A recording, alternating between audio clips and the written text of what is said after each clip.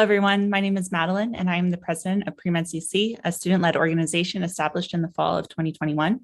Our goal as an organization was to create an online program for pre-medical students at community colleges and universities with the hope of guiding the next generation of diverse and inclusive physicians. We know how challenging it can be to find mentorship, especially in the middle of a global pandemic. And while we advertise our events as being for community college students, they are open to anyone. We realize that finding mentorship in a pre-med journey can be especially challenging for first-generation pre-med students, people that lack financial resources, or just those that don't know anyone in the medical field. And one of the best parts about our events is that they are virtual, so you can do them from the comfort of your own home or wherever you may be. We typically have events on Fridays from 5 p.m. to 6:30 p.m. Pacific time, and on Saturdays from 11 a.m. to 12:30 p.m. Pacific time.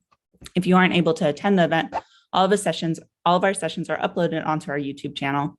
Many of our sessions will end with a Q&A with our speakers, and any questions that you have can be put in the Q&A section on Zoom, and our team members will read them and have them answered. If you've attended our events, you can log into our website and complete the quiz, which will contain questions pertaining to today's session. If you score 70% or higher on the quiz, you will be awarded a certificate to show that you have attended the session today. Students that attend all of our sessions this school year will receive a PreMedCC Scholar Award for all of the hours of mentorship that they have completed. And if you want to stay connected with our upcoming events or tell your pre-med friends about PreMedCC, all of our social and media accounts can be found at PreMedCC. Today, we are honored to host Dr. Rose M. de Guzman, a neuroscientist and postdoctoral research fellow at Massachusetts General Hospital / Harvard School of Medical at Boston. She attended Santa Rosa Junior College in California, then transferred to UC Davis, where she received her Bachelor's of Science in Nutritional Biochemistry. She then earned her PhD in behavioral neuroscience at University of Albany, New York. Her scientific passions include neuroscience, sex differences, maternal-child brain health, infectious diseases, and neurodevelopment. Outside of the laboratory, Dr. de Guzman is passionate about making science and medicine accessible to students, particularly those that come from similar backgrounds of being low socioeconomic status, first-gen, and immigrants. As the committee chair of Mass Gen Postdoc Association and Harvard Med Postdoc Association, she founded Pathways to Science and Medicine initiative that provides workshops and mentoring programs to Boston Community College students. Thank you very much for joining us today, Dr. de Guzman. Thank you for having me. I have a little presentation so I can share my screen. And let me know if you see that. Perfect. Do you see that? Okay, perfect. Awesome. Oh, let me stop actually. Let me reshare again. Share screen, because I have a couple videos and I think I need to share the sound. Okay, perfect. So just to make sure that I am in the right event, this is the flyer that was provided. Thank you again for the invitation. This is really exciting, and the fact that it is chatting with community college students, that's dear to my heart. And Adeline mentioned Pathways to Science and Medicine. That is an initiative that I'm currently working on at MGH. And so this is just so fun, and thank you for spending your Saturday with me. So I'll start with, I want to dissect this part of the flyer where it says from community college to postdoc at MGH. And usually when you look at people's CVs and resumes, it's like, oh, it's pretty linear, right? It's like they go from this point A, B, C, D to where they are now. But the reality is that there are just many ups and downs, challenges, and lessons when you go from point A to point B. And sometimes it's a 5-year journey, a 10-year journey, 15 years, 20 years. And so that is what I'll be sharing with you today, is just my journey from SRJC, Santa Rosa Junior College, to right now where I am a postdoc fellow at MGH. So beyond this description is that I am also an immigrant, minority. I started with a low socioeconomic status background, non-traditional route, like most of the students in this talk, and I am a first-gen student, also woman, and then sister, daughter, wife, and recently a new mama. I have a 5-month-old turning 6 months tomorrow, so that's really exciting. And often when we see these descriptions, we often view them as challenges and disadvantages. But if you identify with any of the above, then you are also likely resilient, adaptable, hardworking, resourceful, empathetic, proactive, and an advocate for others. And there are studies actually where students who start off at community colleges, later they choose careers that actually give back to the community. And that is really a testament to, you have a special experience, and that experience and that unique background help society and can help so many other students down the line. And I'm not sure if it's possible for people who are attending, if you don't mind chatting or like writing in the chat, like where you're coming from. I'd love to know where everybody's coming from. If they're all from California or India or, Santa Barbara, that would be great. But anyway, so all of these qualities are really important when you're pursuing a STEM career and to thrive in a STEM career. And in fact, it's who I am outside of my science is what makes me a better scientist.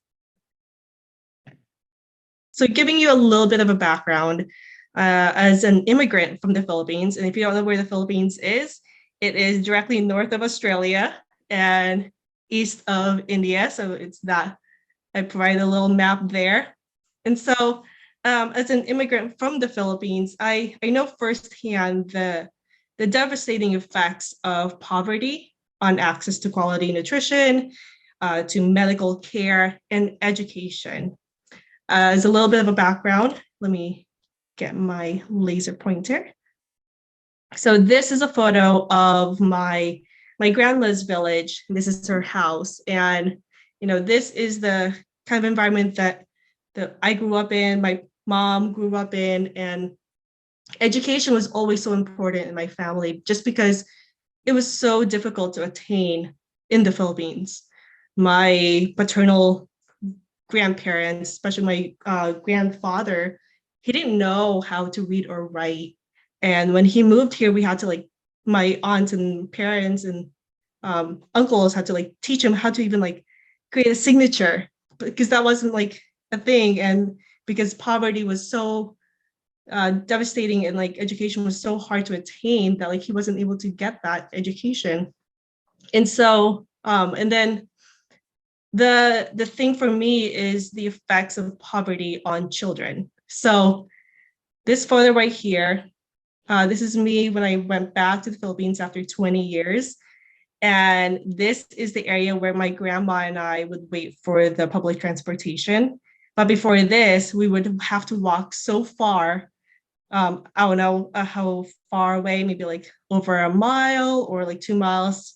I can't really remember, but I just remember as a kid, we would walk so far to get to this point that would then take us to the town for me to go to school. And so even getting to school was difficult, especially when it's flooded. We would ride a canoe to get there. And then the photos down here, the devastating effects of poverty is especially heartbreaking when it comes to children. So these was when we went to a restaurant, got a bunch of food, and hung out with children on the streets who are homeless, and gave them food and chatted with them. But that is what this photo and this background, this upbringing is what motivates me. And it was what motivated me to become the first gen college graduate and to pursue the path of research and, most importantly, my outreach work.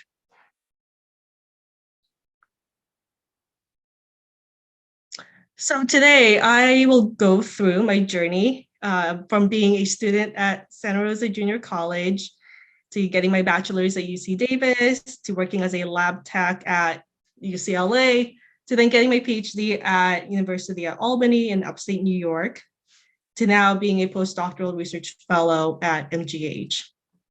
So as I go through my journey from SRJC to UCLA to MGH, I'll share a few lessons that I've learned along the way.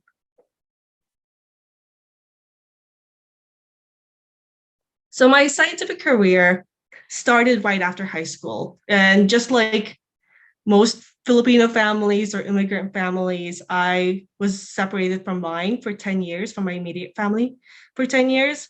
And right after high school, I was actually supposed to go to art college in San Francisco, but right after high school, that was when I was reunited with my immediate family. And so, of course, I wanted to get to know them, my parents and my brother. And so when all of my friends went to universities and traveled, going to different states or countries to attend college, I stayed behind to help my family. And I attended my local junior college, Santa Rosa Junior College. I want, like I said earlier, like I wanted to get to know my family because we had been separated for 10 years. And it was at SRJC when I was taking child development and nutrition classes that my mom became pregnant with my second brother. And even though we didn't have much money during that time, I took what I learned in my child development class and nutrition classes, and I made sure that he had, the appropriate toys to play with, appropriate, like stimulating environment and good nutrition. And so the lesson here that I've gained from SRJC is that you never know what events in your life that will push you into the direction that you were meant to go, or like opportunities. And for me, that was my brother. He started my why. And I think starting your career in science and in medicine, knowing your why will help you get through a lot of difficulties, because the journey is really difficult, and it will take a long time. So I was at the junior college at SRJC for about 5 years. I balanced, family responsibilities, working, taking classes full time. And I didn't want to leave home until I knew that my parents, my brothers, were okay without me. And so that was the reason why. There are many reasons why people go to junior colleges, and that was my reason why. And then, going to a junior college, I've heard a lot from students like, oh, people think that like I'm not really a true college student. And I've heard those comments too. But if you just continue and you know where you're heading and you know what your why is, then just continue to persevere and like remember your goals. At the JC, I was heavily involved in leadership roles, including being president of the Women in Science and Engineering. And then I was also chair of a leadership team of MESA. So I'm just going to play a little video here of MESA. For anyone who is unaware, MESA is Mathematics, Engineering, Science Achievement. And this was actually really instrumental in my start of my science career. So it's a quick video. Let me know if you can hear it. Let me see.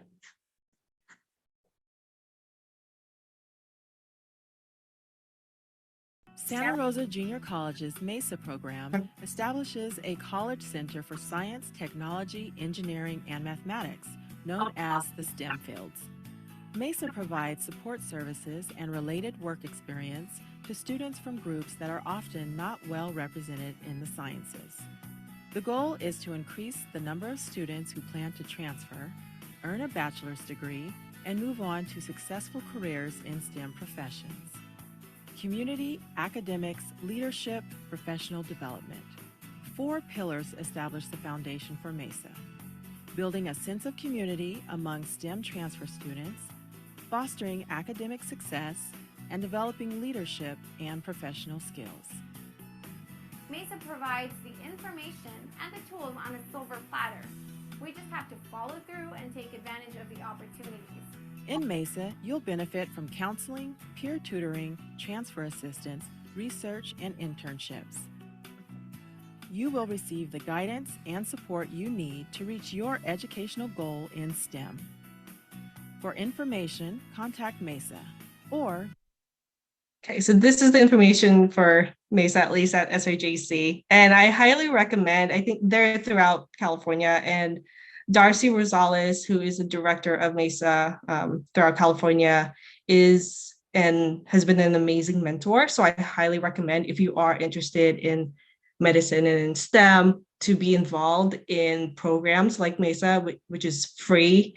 And I would just highly, highly recommend, being proactive and exploring all the options available to you, gaining that experience so that can help you transfer to a university.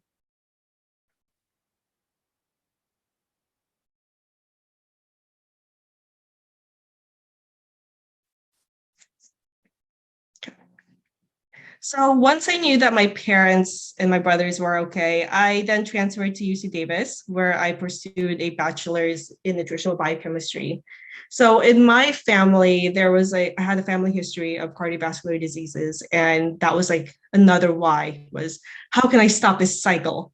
And so I wanted to learn about how one's diet affects physical development, and then how to then also live a longer life.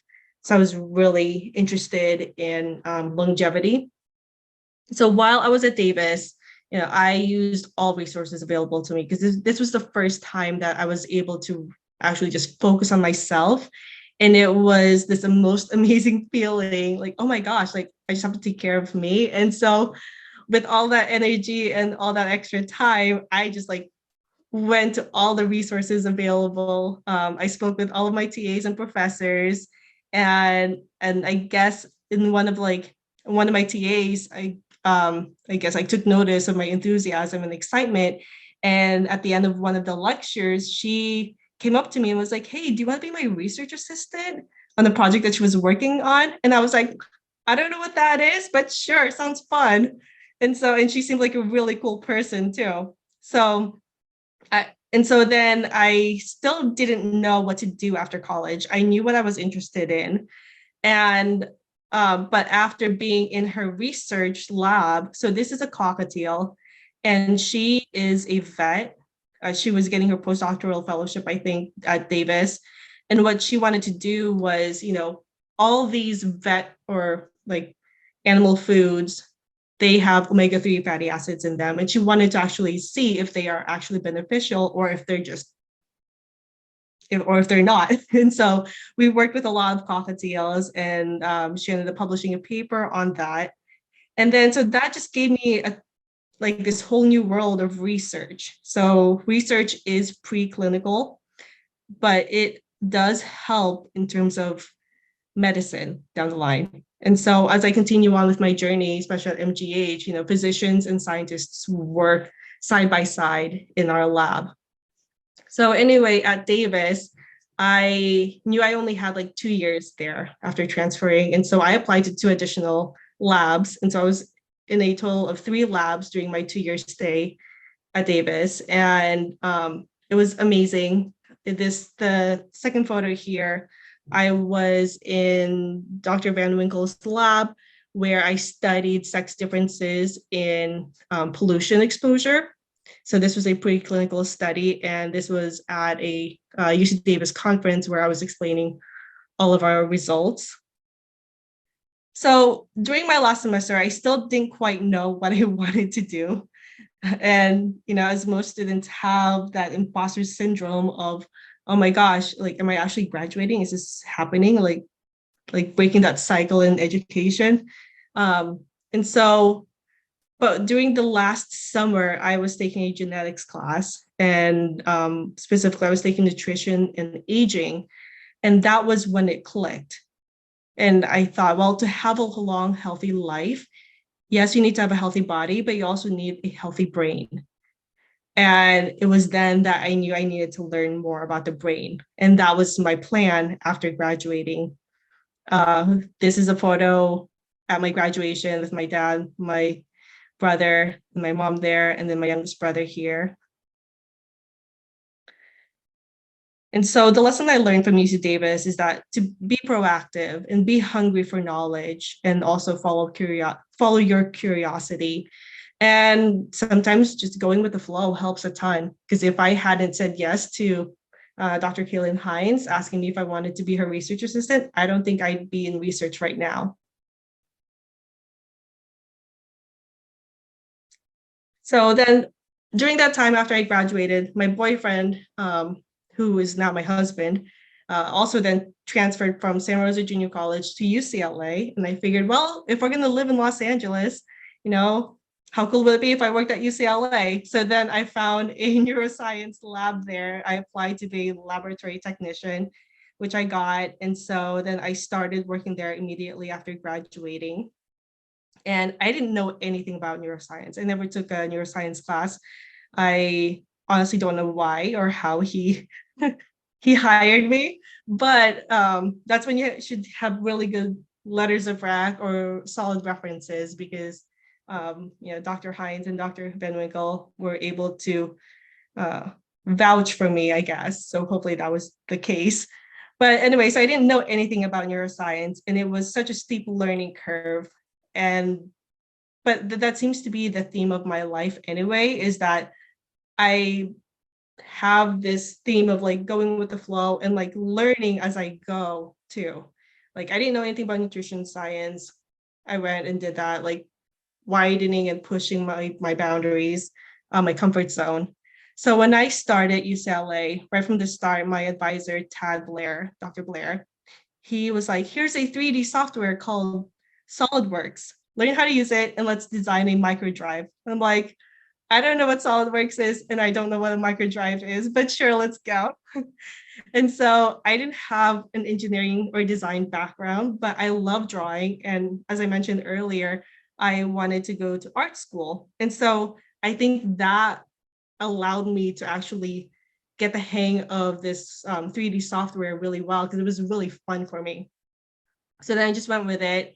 And then through persistence and so we ended up designing this microdrive that allowed us to record individual brain cells. So there are like 36 tetrodes that you can then insert, and you can hear different sounds or different cells firing in the brain. And that was just amazing. The first time I heard a brain, we were recording a specific brain cell called theta cells, and the sound was like, and the first time I heard that it was live, I was like, what is that? Oh my God, we actually targeted cells. So that was really cool. And it was more of artificial intelligence of a lab. And I was more interested in like the biological aspect. So I then continued on, got my PhD in behavioral neuroscience after. But at UCLA, the lesson that I learned is that you're not always going to know what you're doing, and that's okay. The most important thing is that, continue to work hard, believe in yourself, and you'll figure it out. And I wrote here is that, be independent, be proactive, because just like wanting to be healthy, right? We can think about working out, we can think about eating healthier, but if we're just thinking about it, not really taking action, then it's not really going to come to fruition. You're not going to see results. And that is what I learned, is that you just have to be proactive with your education and with your career. So after 2 years at UCLA, I wanted to then pursue my PhD in behavioral neuroscience. And so this is just going back to the photos. This is Lindsay Halliday and Tad Blair. Lindsay was a graduate student in Tad's lab. Tad Blair was my advisor, and this is my first time presenting at an international conference, which was so cool. And then that was in New Orleans. And then since I can't really stay in one place for too long, I guess, I ended up moving to upstate New York and joined a PhD program at University at Albany. So my PhD lab studied how male and female brains respond differently to stress. Our lab discovered that there is this type of brain cell that's prevalent in female brains. So this is a preclinical lab. So we use like rodent models. So there are these brain cells called corticotropin releasing factor type 1, so CRFR1, that is prevalent in female brains, but nearly absent in male brains. So the importance of this is that, for the past 50 years or so, a lot of the preclinical studies that have led to anti-anxiety drugs have primarily focused on male brain and male behavior, like 96% or so. But there is this higher prevalence of neurological disorders, or at least mood disorders, in females.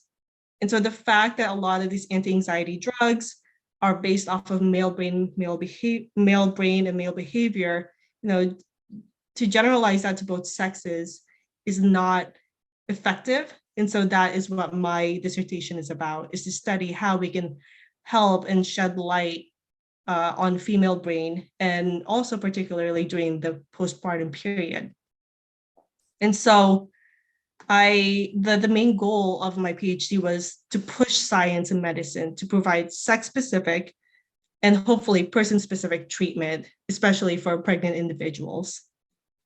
And so the takeaway from my time at UAlbany is to work hard, work efficiently, and manage your time well. So I think with most things, time management is so important and undervalued. But if you have those down, then I think that you will be successful in whatever career that you pursue. Most importantly, find a good lab that is a good fit for you. I had to move to a different lab during my 4th year, and I needed to start over. My dissertation, I needed to just start over. But I worked twice as hard, twice as fast, and was still able to graduate in time, and was still the first one in my cohort to graduate. And so just knowing what your why is and what your goal is will help you get through a lot of challenges. So finally, prioritize your well-being, hang on to friends and family. And I have a photo here. I was also during grad school that I got married. And so, hanging on to your family and your friends help keep me grounded and got me through a lot of challenges during grad school. And then finally, this is the arcuate nucleus. And I just love this photo. This is my favorite section of a brain that I took. I just love how symmetrical it is and how beautiful it is with the green and the magenta. So though these are definitely the lessons I've learned. Those are dyes, right? Sorry? Those are color dyes, right? Fluorescent dyes? Yes, yeah. So the magenta is actually tyrosine hydroxylase. So this is a biomarker of the dopaminergic pathway. And then the green is CRFR1. And so these are the cells that we were studying that was showed sexually dimorphic expression. So finally, after defending my dissertation, I continued moving east. My family wasn't happy with that. They're like, come back to California. I'm like, oh, but there's this opportunity. Well, anyway, so I am now a postdoc research fellow at MGH, and I actually joined right when the pandemic started. That was really difficult because then I was packing, finishing up my dissertation, writing everything, all while trying to move on our own because we couldn't be with our friends or family. So Andrew and I were just moving everything on our own from upstate New York to Massachusetts, driving almost every weekend. But anyway, I'm so grateful to be part of this group because of the important science. So our research at MGH focuses on the effects of maternal diet and most recently SARS-CoV-2 infection on the placenta, fetal brain development, and offspring behavior. So similar to UCLA of not knowing anything, I didn't know much about the immune system and everything was new to me. I didn't know how to isolate cells and single cells, but that was my main project. And I had never worked with human samples. And so that was also new. So everything up to this point, at each transition in my life, everything is new to me, but you just gotta go with the flow and continue to explore that curiosity. So this is a video. So this is my postdoctoral advisor, Andrea Edlow. And so I just wanted to show you this video because it shows our lab. And so just to give you a view of what we do on a daily basis.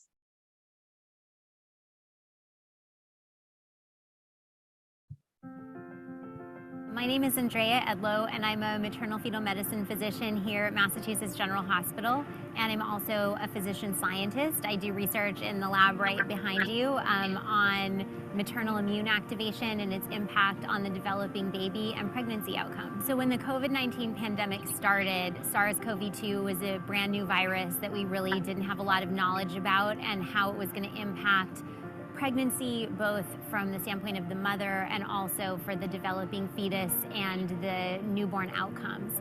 And we started the COVID-19 pregnancy biorepository at Mass General Hospital in order to use samples from participants who were willing to donate them in pregnancy to better understand the maternal immune response to SARS-CoV-2 and how we could use that to predict which women would become sicker and how we could improve outcomes for both mom and baby. The funding that we received from the March of Dimes was really instrumental to a lot of the research that we've been able to do with the COVID-19 pregnancy biorepository, and March of Dimes has funded not only these studies, but also numerous others that have really improved outcomes for moms and babies throughout the country. Without the donations of people who support March of Dimes and the research that March of Dimes funds, a lot of these discoveries that we and other scientists have made that really improve pregnancy outcomes in real life wouldn't be possible. Okay. So that is just a glimpse of what our lab looks like. That was filmed at the end of the day, after a long procedure or experiment, like an 11-hour experiment. And they're like, oh, we're going to record this thing for March of Dimes. And we're like, okay. And so that's why we're kind of giggling. I don't know if you can tell, but like my postdoc advisor and I were just like smiling. We're like, oh yeah, what should we do? Let's just pipette water. But anyway, so she started this, the biorepository. And so these are just a few of the papers that we've been working on the past couple of years, primarily focused on COVID-19, SARS-CoV-2 infection, and how that affects the placenta. And then on the top left corner here, because we can't really see or study the baby's brain, we need to figure out a cell model. And so what we've done is we've isolated these cells from umbilical cord blood and put them in like this special media that then make them grow and behave like microglia like cells. Microglia is the immune cells of the brain, and microglia has been linked to a lot of neurological disorders. And so that is what we're doing right now. That is my main project. So the takeaway from my experience at MGH so far is that, similar to UCLA, I didn't know much about the immune system. I didn't know much about neuroscience. And so the common theme is just push beyond your comfort zone and like continue to learn. And it's also during my postdoc when I've become more vocal about advocating for others. And so I founded this initiative called Pathways to Science and Medicine Workshops and Mentoring Program. And it is a joint initiative between Harvard Medical Postdoc Association and Mass Gen Postdoc Association, in which I am a committee chair of the outreach committee and also the mentoring committee. And then I've teamed up with MGH Center for Diversity and Inclusion and Bunker Hill Community College. So BHCC is the biggest community college in Massachusetts. And so the purpose of this initiative is to, what it says here, expose students to a diverse career path within the fields of science and medicine by way of workshops and mentoring. And the reason why that is so important to me is that when I was at the SRJC, I didn't know what to do. Like when I started, I only knew about nursing and being a physician. But the beauty about science and medicine is that there are so many opportunities and so many pathways that you can take and still be part of medicine and science. And that is the purpose of this initiative, is that I'm trying to connect this communication and community between Harvard and MGH and go beyond the Harvard and MGH communities and help community college students. Like, hey, look, there's this like opportunity. You're doing great work as a social worker, as a scientist, as a clinical research coordinator, as a nurse. Like, there are just so many opportunities that go beyond the typical of what at least what I knew about when I was a community college student. So to summarize, earlier, I had also mentioned, that who I am outside of lab makes me a better scientist. So I'll first summarize, from SRJC, use the life events and find your why. Often your why is dear to your heart. And my why was my brother and also children. Like, children are like my core. I want to create a better society, a better world for them. And then be proactive, follow your curiosity, seek out resources, figure things out. You can figure things out as you go, and don't be so down when imposter syndrome kicks in. Often imposter syndrome has kicked in for me when I've transitioned into new opportunities that I don't know anything about. But if you continue to persevere and continue to work hard, then you'll figure it out. Work efficiently, find a good fit of a program. Sometimes there is this obsession of going to a prestigious institute or prestigious program, but really find a program that is a good fit for you, that will also not provide the training that you want, but also that prioritizes your well-being. And then finally, push beyond your comfort zone. It's really important to not stay stagnant, but to keep pushing even an inch here and there. Keep pushing your comfort zone, keep widening your comfort zone. And then most importantly, I feel, is to give back to the community and advocate for others, and use whatever platform you might have to help others. And earlier, I had mentioned that, who I am outside of science is what makes me a better scientist. And this is me outside of science. I am a wife. There's my family. I'm a sister, a daughter. And then I also love photography. And my husband and I, during grad school, we started a music company, a music artist management company. And we put on festivals and where local artists performed, and we provided a platform for children who are interested in dance and music to also perform on stage. And then finally, I mentioned earlier, I am a new mama. And so all of these people and all the outreach and mentorship initiatives that I've been a part of have really made me a better scientist and have continued to strengthen my why. So thank you so much. I really appreciate this opportunity to talk with you.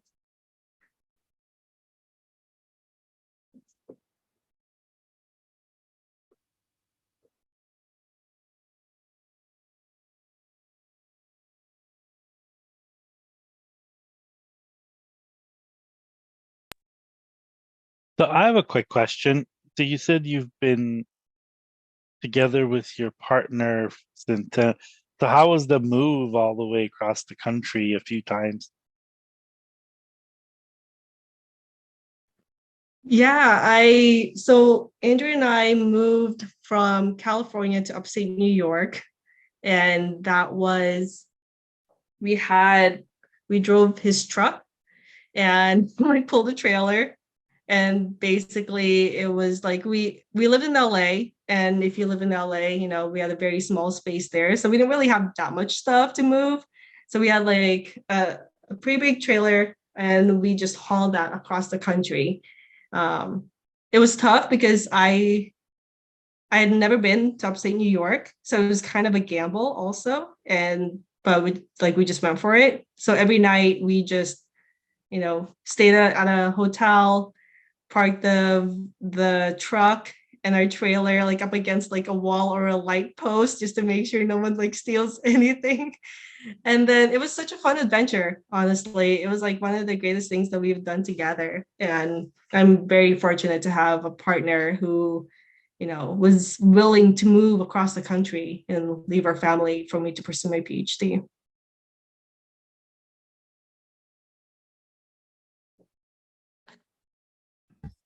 We have a question in the Q&A. How is transitioning from your community college to UC Davis? And did it help? Do you feel like going through that transition helped when you moved across the country? Yes. The transition was really easy. I loved my time at UC Davis. I think it's such a wonderful university. All of my professors, like the atmosphere at UC Davis is very student oriented. And before I actually transferred, one of my professors at SRJC, one of my chemistry professors, I didn't really have a good experience. And he actually said, oh, everybody wants to go to med school. Everybody wants to go to grad school. You're not going to get in. And that stuck with me. And actually a friend recently reminded me that happened. I didn't realize that like other people heard. But when I went to UC Davis, like a lot of my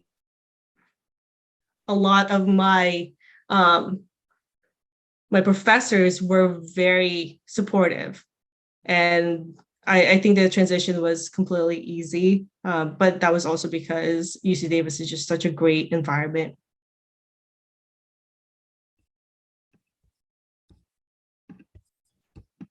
And then we have another question. What was your biggest obstacle in grad school and how did you overcome it? My biggest obstacle was transitioning to, or at least moving to a different lab after 4 years and restarting because I had to restart my dissertation basically. And then also standing up for myself and realizing that taking care of my well-being and my mental health. And that was what pushed me to move to a different lab where the PI was very positive and provided a positive environment for me to flourish. And so I think those were the most difficult things, was learning to thicken my skin and standing up for myself and learning to balance life and work.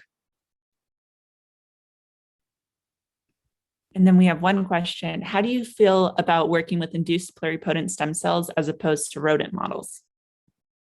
Yeah, so both are important.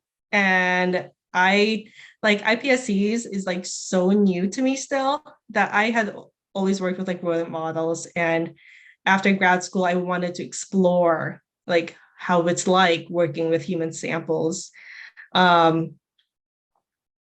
I'm still exploring that part, and I still want to learn more.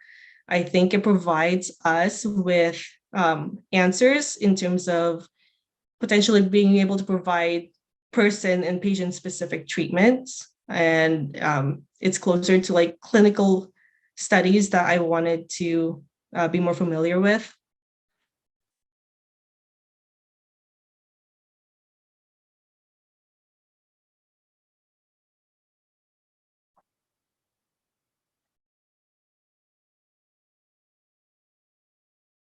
Now, should I look at the questions? Sorry.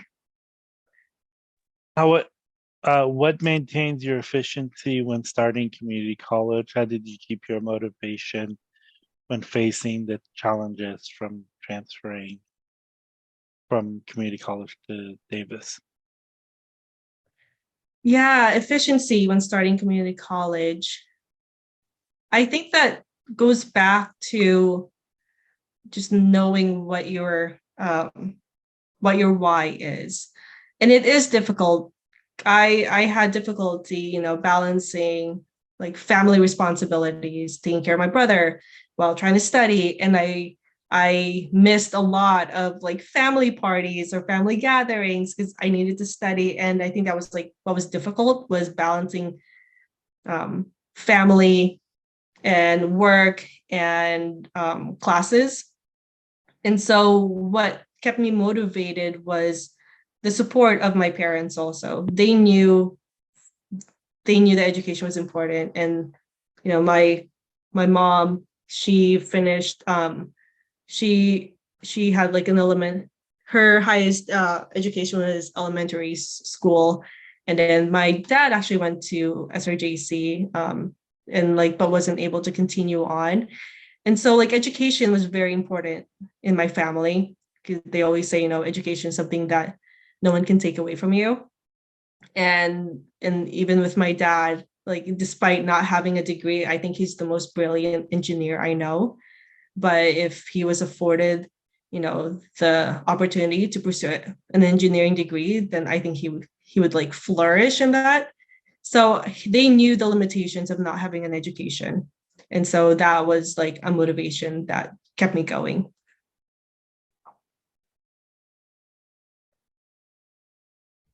Then we have a question. What do you think helped prepare you to get your PhD? Taking a break, actually.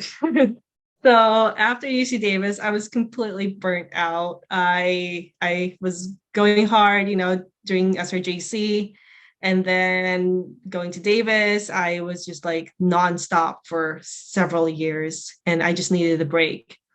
And so I took 2.5 years when I was at UCLA.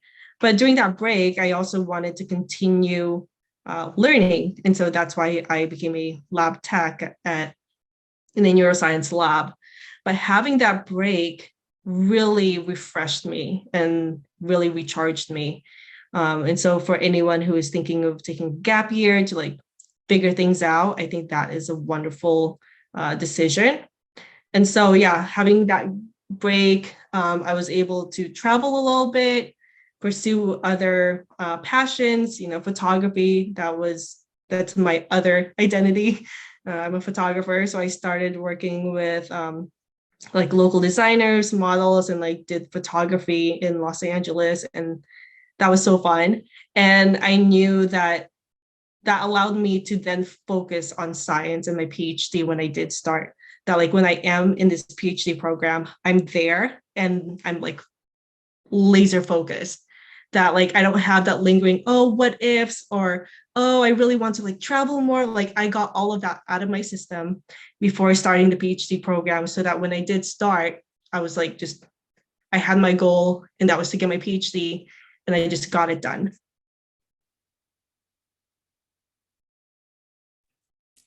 And then do you have any tips or advice on how to do well on research presentations and how to prepare for them? The person asking the question is currently a second year's master's student in cancer cell biology. Yeah, that's a great question. And I think knowing your audience, I know people always say this, but a trick that I actually have and what has helped me like win an award for a presentation once is I'm always focus, especially if it's in person. And if you have a poster presentation, I always ask that person like what their background is, because how I talk to people who are either, you know, in high school or college or wherever they are in their PhD or in their master's program is different. And so knowing the person's background will help you then explain your science, your work better, and just tailoring each presentation to your audience. I would also say any kind of presentation you do, make sure you practice under those conditions in front of a mirror, because if you don't do it, it's kind of like saying, you know, I could read about swimming and watch people swim, but until I go and swim, you know, you're going to sink. And so obviously, you know, if you have a lot of friends, some of us don't have a lot of friends, that you could round them up and talk in front of them. So if you can't do that, doing it in front of a mirror, or everybody has these little things called iPhones now, just record yourself and be your own critic and critique yourself, because trust me, you know, you are your hardest critic. And so just being able to see yourself doing it and practicing it is it helps. I'm always surprised people say I'm really nervous about presentations, that they don't like run through it. And you don't need to be great at it. You just need to be good at it. And so practicing it is so important. Yeah, definitely. We actually have a question that kind of builds off of that. Somebody would like to know if you were nervous presenting your first poster, or did you feel like you were ready? Yeah, I think I don't remember. I think I was just excited, honestly. And usually, like when presenting things, it's usually like the buildup that is most like nerve-wracking for me. But once I'm talking and once I'm presenting it, then I'm not as nervous. And like what was mentioned earlier, practice, practice, practice. And that was the same thing, say for my dissertation presentation. Like I ran through that presentation like 10 times, and I presented it in front of my husband, Andrew, like 5 times, and he gave me feedback. So I probably was nervous, like leading up to it. But then if you know your material and you get energy from other people also, then I'm not as nervous.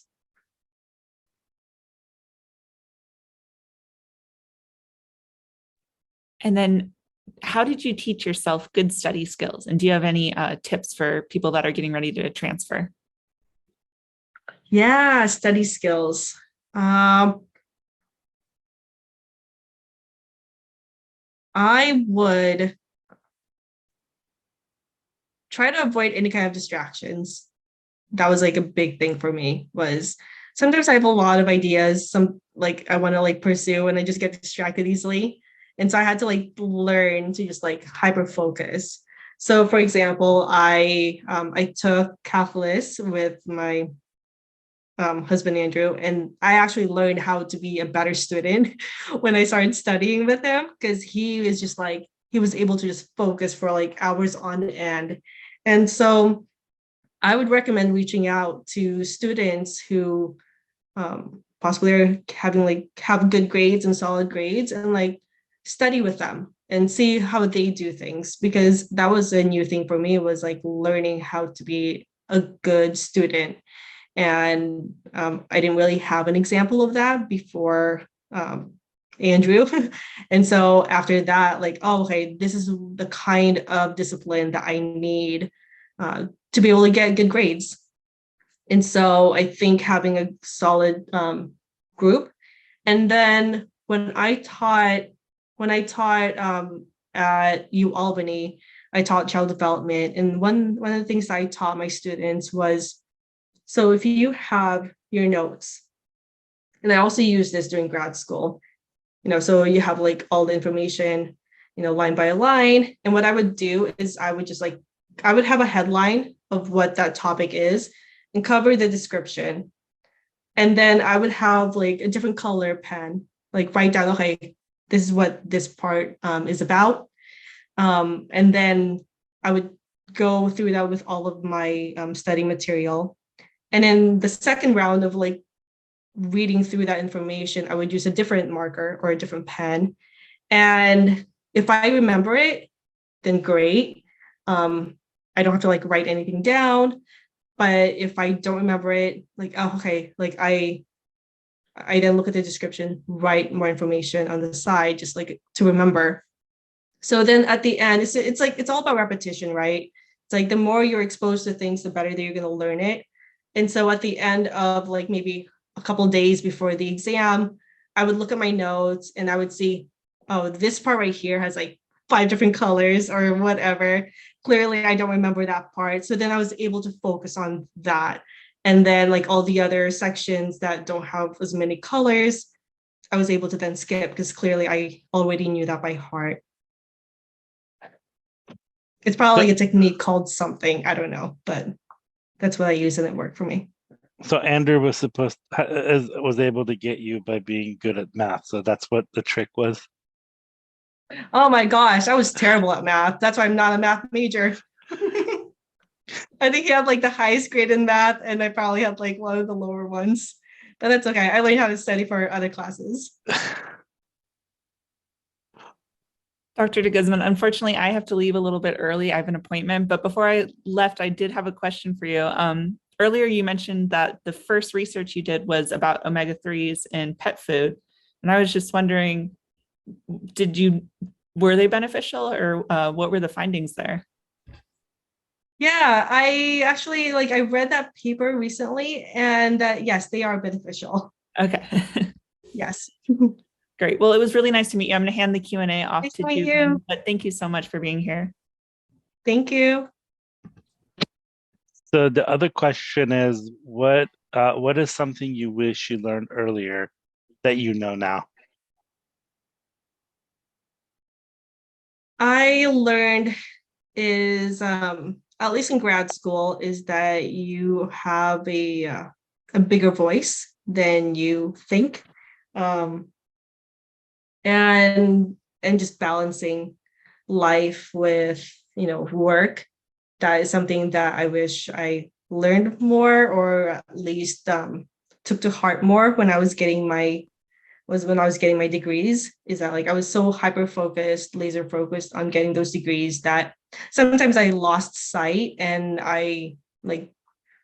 of well-being and keeping in touch with family and friends. And I think those are really important. The other question is, there diversity in the East Coast, or was it a culture shock opposed to California? Yeah, upstate New York was different from California. There wasn't as much, especially Southeast Asian. I didn't really know many Southeast Asians in Albany, and there were definitely, I didn't know any Filipino scientists. I knew one in a different department, but no one in my department at all. And so yes, diversity was different from California. How do you apply for a PhD program? So when I applied back in 2014, I ended up taking a GRE. So that was one of the things that you have to submit is your GRE scores. And then what I did was actually I found a lab that I was interested in. I reached out to that person, to the lead scientist of that lab, and I knew that he was presenting in a conference in San Diego. So what I did was I just for one day, I drove from Los Angeles to San Diego. I sat in the in his talk for, it was like a 2-hour talk, and we chatted after. And it was actually that proactiveness that led me to getting a PhD, because I think with PhD, so you need your GRE scores, your transcript, your GPA, and your experience. And so being able to talk to that person, to that PI, face to face, gave him an opportunity to get to know me also.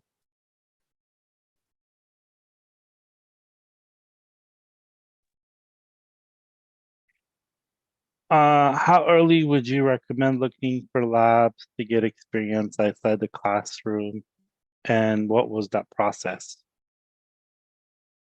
I would recommend doing it as early as possible. So when I was at the community college at SRJC, I was part of MESA, and that allowed me to get a taste of what research is. So I did a poster presentation of a secondary research where I chose a topic, and I was then able to search what is known about that topic, and then I presented it in a poster presentation. And so that allowed me to gain that experience. And I highly recommend, looking for programs within your community college to see what programs are out there that are tailored to STEM or medicine. Also be part of clubs, and if there aren't any clubs, then start a club. And then from there, you can then reach out to industries nearby. And if there are any labs nearby, universities or colleges nearby, find a topic that you're interested in and then search that within your area, and then just reach out to the PI, principal investigator, and say, hi, I am a community college student. I'm really interested in your work. Is it possible for me to volunteer, or if there's like a summer internship that I could be that I could apply for? So like, don't be afraid to reach out and cold message people. But I would start it as soon as possible. Yeah, and I just put a link. We had a presenter to talk about how to find research as a community college student, and also she has a lot of information about summer programs. And now, I would say probably in the last 3 or 4 years, there have been a lot of funding and programs for community colleges to do research. And so look at that presentation. It's an hour and a half. And then she also has a website that she created. There's also another great program down in LA called the CRC program, and it's just for community college students. And we post those on social media and other things that come through. We get a lot of messages. So yeah, it's, and one of my favorite saying is that you have 100% chance of not getting in if you don't apply. So apply to these summer programs, apply to a lot of them. And the other thing is some of these summer programs pay you like from $4,000 to $7,000, which, it comes down to like $18 an hour. So, I mean, you probably make a little bit more money doing something else, but if, you don't have to do it for free. So, and I know these programs are pretty new. I don't know if they were around when you were at Santa Rosa. Yeah, I wasn't aware of these programs when I was at SRJC, but I also didn't know where to look. So I think there are more opportunities now, which is great. But I highly recommend, especially what you said, don't self-reject. Just go for it. And the worst thing that they can say is no. Yeah, other people, let them reject you. How did you balance life and work? How did you cope or manage with lab work and research? Yeah, balanced life and work. So during grad school, I actually had to learn to balance, especially with starting a music company as well. So I was a grad student, and then, an owner of a co-owner of a startup music management company, and then also my family. And so my calendar was booked basically. I had blocks for each thing that I was doing. Everything was timed and scheduled. I didn't really have much of a balance, I guess, but I also really enjoyed everything that I did. So research, I enjoyed like my work, and then, the music company, that's what we did like at night and on weekends. And so that was just, I think that was what helped me balance, was being able to enjoy everything that I did.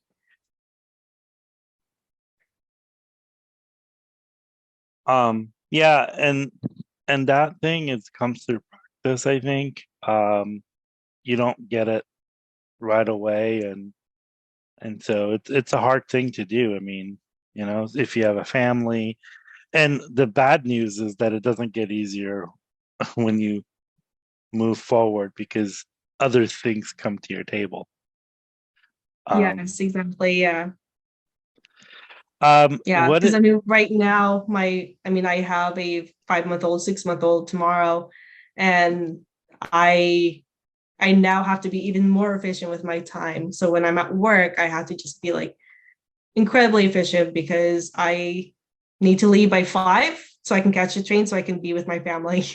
And that is a hard boundary that I've set, whereas before, without a baby, I can just like work however long I wanted to and be fine. But, I never want to like put work in front, or at least be an obstacle to being a good mother. What is the best way to cold message PI through email? Yes, I would start with email, and just be as professional as possible. And then I would also do research in terms of what that lab is doing. So what, people, a lot of PIs get a lot of emails, and you can tell when it's just a stock email.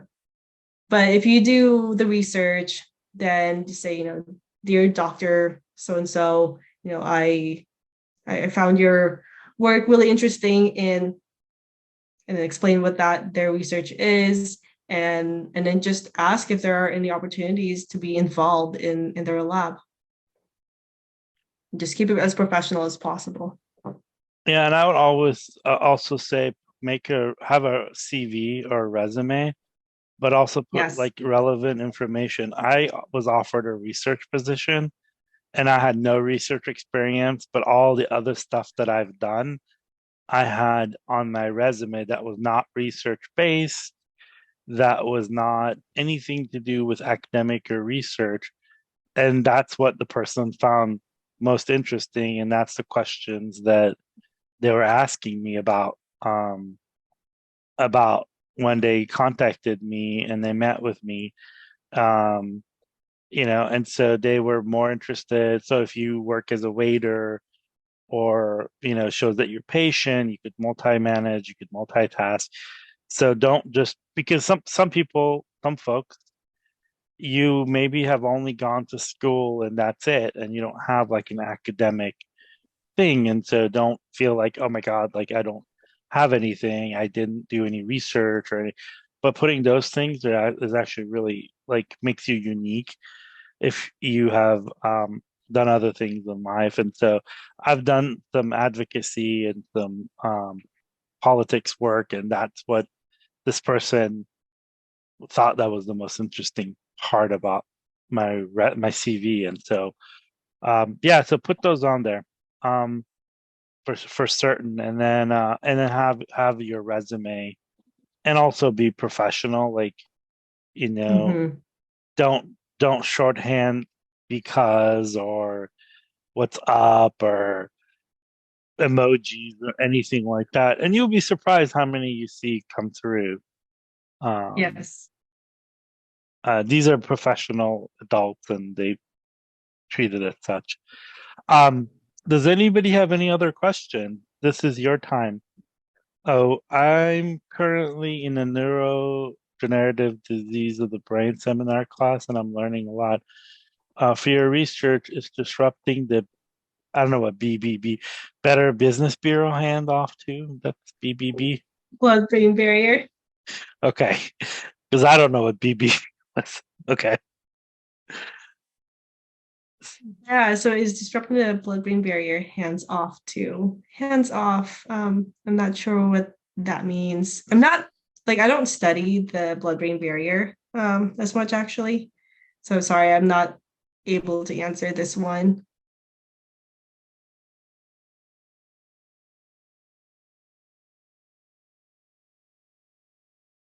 Veronica, if you want to be a little bit more specific, I don't know.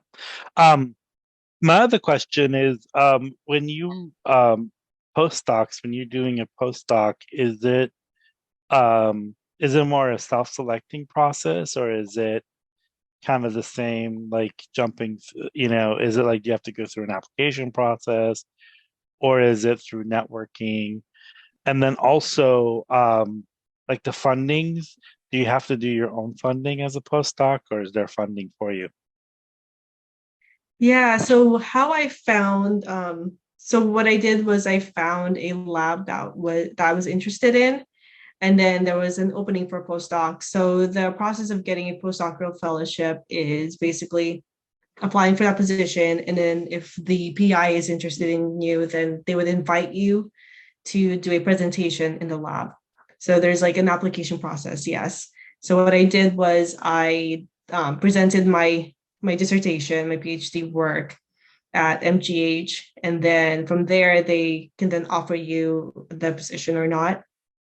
And then so when I got in, I then applied for a NIH training grant, which then pays for my salary. So that is nice because that helps the PI save money too. Like, she doesn't, my postdoc advisor doesn't pay me. It's through this grant that I'm able to pay my salary for 2 years, and so that is also a good thing to bring into a lab. And then after that, if you are interested in pursuing academia, then you can apply for more grants that you can then ask questions that you're more interested in that might not be exactly what the current lab is working on.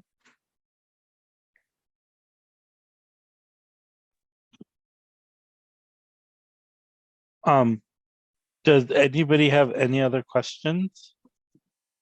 Oh, okay. So thank you. I thought I heard earlier treatment targeting near BBB. That was, I think, the more clarification on the last question. Oh, I see. Yes, yeah. Does so then what's the next step after postdoc? Yeah, that's a great question. And Veronica, yeah, that's a great question. And there is a lot of talk about the blood-brain barrier. Unfortunately, I'm just not as not as well versed with the blood-brain barrier, but it is highly talked about with like Alzheimer's disease and also like treatment as well.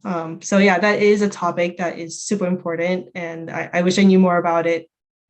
But after postdoc, that is actually where I'm at right now and trying to figure it out. So the two pathways that I am thinking about would be either industry or academia. So industry would be going to a biotech company, becoming a senior scientist, and then working my way up to then leading my own team. And then if I were to pursue academia, then it would be to then start my own lab at a university and then have a team of grad students, postdocs, and research assistants. And so that is, I'm at that point right now where I'm figuring it out, and I'm just like most people here, cold messaging people and networking, and also gathering more information from people in the industry to see like, oh, okay, like how is the work-life balance in industry, and what's it like to work there?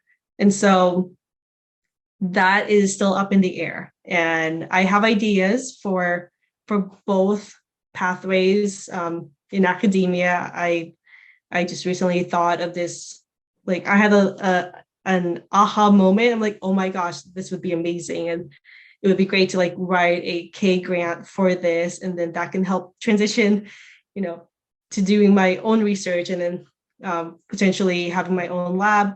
And then for industry, there are also just so many opportunities, learning more about the business side of science, and then leading a team within biotech or within pharmaceutical company. So it's still up in the air. Very cool. I guess this is more of a comment. Both exciting options. Yes, that's I guess the end of the tunnel is another tunnel, right? Exactly. Yeah, but I will definitely, I'm still here for, I have funding. So my T32 is until June of 2023 with the option of extending it. So, but now just like looking for next steps, I am now starting to look for what I want to do after. So I would recommend for anyone transitioning to, use at least 6 months to really plan out what your next steps are. Well, I could tell you that some of the people that I work with, T32 is a very honorable thing to have to get, and it's very difficult. So that's very cool that, yeah, because I know that's a pretty big deal. Everybody always talks about it. So I don't know much about it, but I've heard about it a lot. So it's called it's a very honorable thing to have. So well, Thank you. Yeah, congratulations. it saves the lab money. This is a big thing. Yeah, but they don't give it out. Like it's not something they give out a lot, but when they do, like you're special. That's what I've been told. So anyways, well, I don't think anybody has any other questions, and gonna let you go off a little bit earlier. So I'm sure that Andrew and the baby have want your attention as well. So thank you again, and thank you for the little one and Andrew for letting you come and speak on a Saturday morning. I really Oh, appreciate thank you that. so much for having me. Thank you. Thank you. I appreciate it. And please reach out. You can find my email online or And Darcy social said media hi, by the way. platforms. Darcy, hi. I love Darcy. She is amazing. So I highly recommend going to Mesa if you haven't and say hi to Darcy for me. Yeah, no, she. I saw her yesterday, and I was like, "Hey, you know," she was like, "Yeah, tell her I said hi." She said she was gonna try to join, but she had, I think it was something like a funeral or some sort of thing she had to go to today. So she's like, "I can't make it." So, but she said hi. Oh, thank you for sharing.